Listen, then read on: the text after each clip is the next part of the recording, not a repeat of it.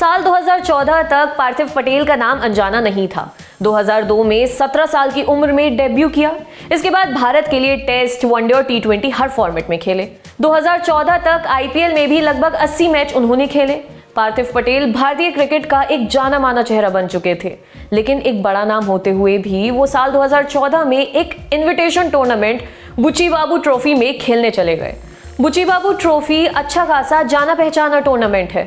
इस टूर्नामेंट की पहचान तो बहुत है, लेकिन इसे फर्स्ट क्लास दर्जा प्राप्त नहीं है। इस टूर्नामेंट में अक्सर वो खिलाड़ी खेलते हैं जिन्होंने अपनी पहचान बनाने की शुरुआत करनी होती है या फिर स्टेट टीम में जगह बनानी होती है। साल 2014 में इन दोनों में से किसी भी कैटेगरी में पार्थिव नहीं आते थे। ना तो उन्हें अपना नाम बनाना था और ना ही स्टेट टीम में जगह बनानी थी। वो पहले ही भारत के लिए खेल चुके थे, स्टेट के लिए खेलते थे और आईपीएल में भी उनकी अच्छी खासी डिमांड थी। लेकिन गुजरात क्रिकेट एसोसिएशन के निवेदन पर पार्थिव बुची बाबू ट्रॉफी खेलने के लिए चले गए। टूर्नामेंट के कुछ मुकाबले चेन्नई के मुरुगप्पा क्रिकेट ग्राउंड पर भी खेले जा रहे थे। खिलाड़ियों और पत्रकारों के लिए लंच एक ही जगह पर रखा जाता था। खाना लेने का प्रोसेस ये होता था कि पहले खिलाड़ियों को खाना लेना होता था, उसके बाद पत्रकार जाकर खाना लेते थे। अब हुआ ये कि सभी खिलाड़ी खाना लेकर एक तरफ हो गए, तो पत्रकार खाना लेने के लिए आगे बढ़े। खाना खाने वाले इतने लोग थे कि वहां पर एक कतार लग गई। लाइन में पत्रकार खाने के लिए लगे हुए थे। अचानक से किसी ने देखा कि 6-7 पत्रकारों के पीछे पार्थिव पटेल भी आकर खड़े हैं। तभी एक पत्रकार ने देखा और कहा, अरे पार्थिव, आप हम लोगों के पीछे लगे हैं, जाइए आप जाकर पहले खाना लीजिए। पत्रकार ने ऐसा इसलिए कहा क्योंकि पार्थिव मैच का हिस्सा थे और खिलाड़ी के पास मैच के बीच लंच का एक सीमित समय होता है। लेकिन पत्रकार के कहने पर भी पार्थिव ने उनसे लाइन में लगे बाकी पत्रकारों से पहले जाकर खाना लेने से इनकार कर दिया। उन्होंने कहा, नहीं, आप पहले लीजिए, जैसे मैं अपना काम कर रहा हूं वैसे ही आप भी अपना काम कर रहे हैं। पार्थिव का ये व्यवहार देख सभी पत्रकार इस बात से काफी प्रभावित हुए। इतना ही नहीं, कई पत्रकारों ने तो इसकी चर्चा गुजरात क्रिकेट एसोसिएशन में भी की। इस दौर में पार्थिव का बल्ला भी खूब अच्छा चल रहा था।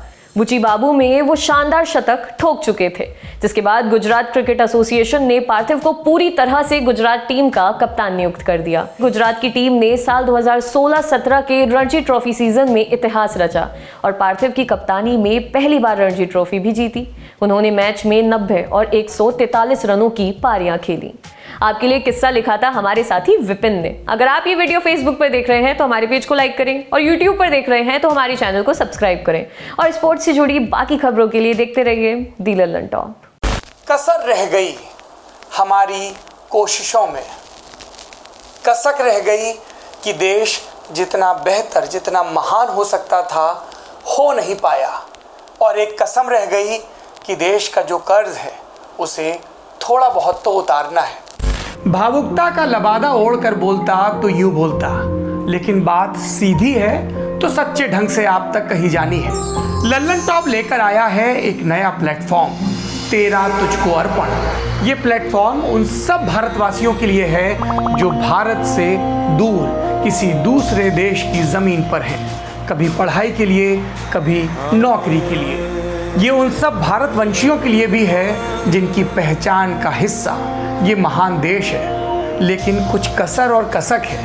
तो आइए कसम खाएं कि देश को बेहतर बनाएं। हमें आपसे चाहिए आपके हिस्से का ज्ञान, जो आप लल्लन टॉप के जरिए अपने देशवासियों के साथ साझा करें। ये मस्ती के पल भी हो सकते हैं जब आप कहीं घूमने जाएं और आपको लगे कि सिर्फ मेरे यार दोस्त और परिवार वाले ही क्यों, पूरा देश जाने इन नायाब चीज़ों के बारे में। ये पॉलिसी से जुड़ा, ज्ञान से जुड़ा कोई मसला हो सकता है। तो आइए और लल्लन टॉप की इस नई पेशकश तेरा तुझको अर्पण का हिस्सा बनिए।